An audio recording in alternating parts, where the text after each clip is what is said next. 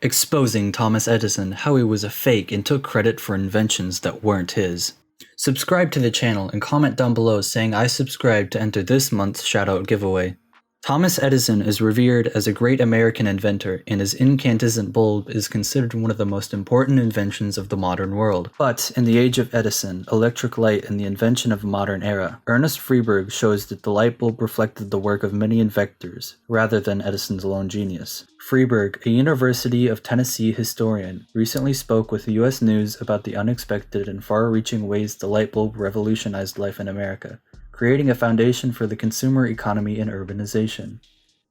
Do you not believe Thomas Edison should be credited as the inventor of the light bulb? Definitely not, and a lot of what I took in the book is trying to show that invention is a very complex social process. He was working in a very competitive race where he borrowed, some said stole, ideas from other inventors who were also working on an incandescent bulb. What made him ultimately successful was that he was not a lone inventor, alone in genius, but rather the assembler of the first research and development team at Menlo Park, New Jersey. Why is he customarily credited with the invention? Well, partly Edison himself was a great promoter of his image, and it was important to claim to be the sole inventor in order to win the crucial patents that would determine which person got to control the market share. Also, I think that people wanted to believe in the idea of an inventive genius. Edison certainly was, by any stretch, an inventive genius, but people were very drawn to his idea that Edison was a wizard. Partly, I think people long for that story, that great eureka moment story. Were people initially resistant to using electricity? Yes, it was very dangerous, and people understood that. The only thing that might have been more dangerous was the system of gas lights that people were already using, so people were drawn to electric light, hoping it would be safer. Lots of people were electrocuted in the early days, both innocent bystanders and those working for the companies. It took quite a long time for people to put it into their houses. How did electric light influence urban development?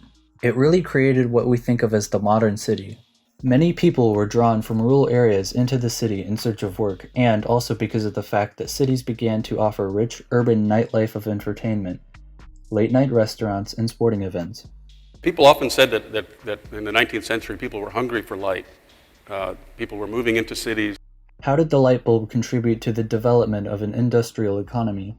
In one important way, it extended the workday. Factory owners began to realize that they could get a lot more mileage out of their capital investment if they could keep their machines running into their second shift, and even the third shift. It made the 24-hour-a-day delivery system possible, which made a huge difference in terms of accelerating the economy and is basically the foundation of our modern consumer economy. Did the invention of the light bulb begin an American legacy of inventiveness? No, I would say it continued it. We remember it as maybe the greatest invention by the greatest American inventor, but Americans had, before Edison came along, a growing reputation around the world for being able to make other people's scientific breakthroughs, figure out a way to make them into practical devices, and then market them around the world. It wasn't just Edison that created modern culture, but culture created people like Edison who were able to put all these things together and create great new machines. How did the American patent system differ from those of other countries? Many people around the world thought that the great genius of American inventiveness was connected to the patent system. Americans had to pay much less to get a patent than they did in Europe. Also, women received a large number of patents in 19th century America. That was partly because America had a democratized patent system that made no class distinctions and encouraged the possibility of everyone in the country to be rewarded for coming up with a great new idea, a better mousetrap.